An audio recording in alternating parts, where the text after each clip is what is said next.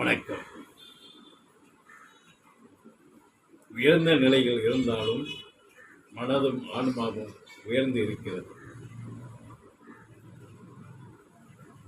அதே போல உணவின் மகிமை அதை திறந்தேடும் அதை தினந்தோறும் தேடும் மனிதர்களுக்குத்தான் தெரியும் அதன் அருமை.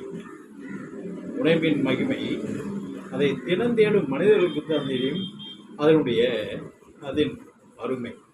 இது ஒரு உண்மை சம்பவம். ஓரளவுக்கு பெரிய ஹோட்டல், அதில் முதிர்ந்த ஒரு ஆன்மா கையில் காசு இல்லாமல் எப்படியும் சாப்பிடுவோம் அப்படின்னு உணவருந்த சொல்கிறது. அதை அங்கு உணவு பரிமாறும் நபர்கள் அவரை பொங்குண்டு விரட்டுகிறார்கள். அதை அங்கே அந்த கல்லாப்பெட்டியில் அந்த பில் போடும் இடத்தில் தற்செயலாக அந்த ஹோட்டலின் உரிமையாளர் இருக்கிறார். அதை கவனித்துக் கொண்டே இருக்கும்போது அவரை விடுங்க உள்ள வரட்டும் அப்படின்றார். உள்ளே வந்த உடனே உட்கார சொல்லுகிறார். அந்த கை கழிக்குவாங்க அப்படின்னு உட்கார சொல்லுகிறார். உட்கார சொல்லிட்டு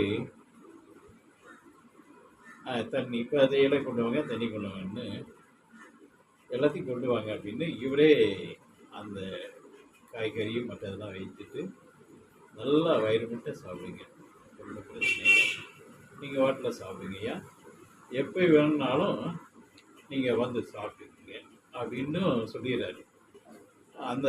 இந்த பெரியவர் இந்த ஆன்மா எப்போ வந்தாலும் தடங்கள் எல்லாமே உணவு நீங்கள் நான் இல்லாட்டாலும் நீங்கள் கொடுத்துக்கலாம், ஒன்றும் பிரச்சனை இல்லை, எழுதி மட்டும் வச்சுங்க, சாப்பிட்டாருன்னு எழுதி வச்சுக்கோங்க, மற்றபடி உணவு கொடுங்க அப்படின்றாரு.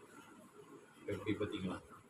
இப்படிப்பட்ட ஒரு ஆன்மாவும் மேலே உயர்ந்த நிலை செல்வத்தில் இருந்தாலும் ஆன்மாவும் மனதும் உயர்ந்திருக்கிறது. அதுதான் அங்கே இருக்கிறதான் ஆன்மாவின் மகிமை. இப்படிப்பட்ட குணங்களும் நிறைய உயர்ந்த செல்வத்தில் உள்ளவர்களிடமும் இருக்கிறது.